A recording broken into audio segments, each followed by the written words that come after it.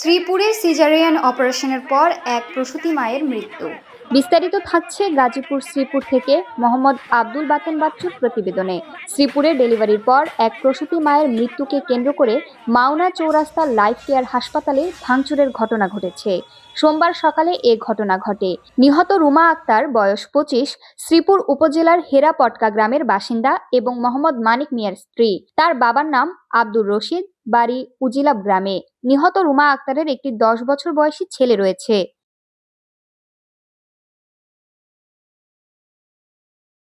নিহত রুমা আক্তারের চাচি মুসলিমা আক্তার জানান, গতকাল সকাল 11টার দিকে রুমা আক্তারকে ডেলিভারির জন্য মাওনা চৌরাস্তার লাইফ কেয়ার হাসপাতালে ভর্তি করা হয়।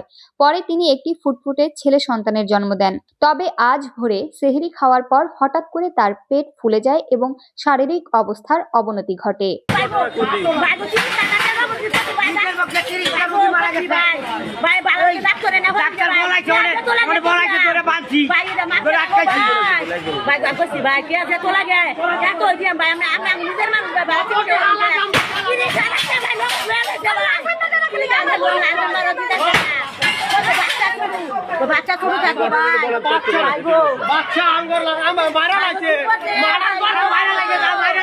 পরিস্থিতি খারাপ হলে হাসপাতাল কর্তৃপক্ষ তাকে উন্নত চিকিৎসার জন্য উত্তরা মেডিকেল কলেজ হাসপাতালে পাঠানোর উদ্যোগ নেয়, কিন্তু পথেই তার মৃত্যু হয়েছে বলে স্বজনদের অভিযোগ।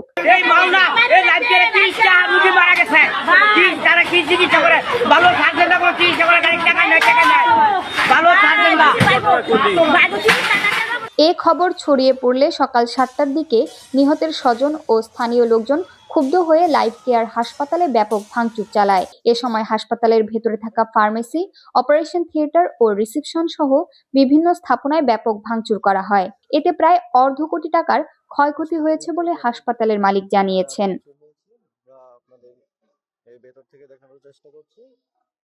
বর্তমানে হাসপাতালের সামনে শত শত মানুষ জড়ো হয়েছে।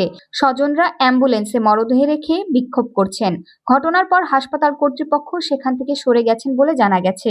ঘটনার খবর পেয়ে শ্রীপুর থানা পুলিশ ঘটনাস্থলে পৌঁছে পরিস্থিতি নিয়ন্ত্রণের চেষ্টা করছে।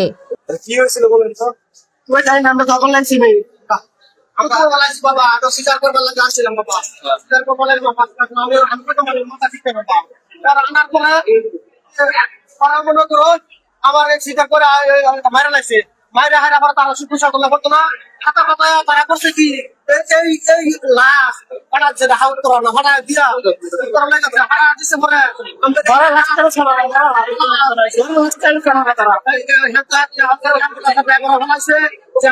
নাম্বার বন্ধ করে ফেলাইছে। পরে যখন খবর পাইছে ঘুরে গেছে গা, তখন এই মালিক খবর করে ফেলাইছে। মালিক দৌড়ে আনছি কিছু অসামাজিক লোকেরা টাকা খায় আছে মালিক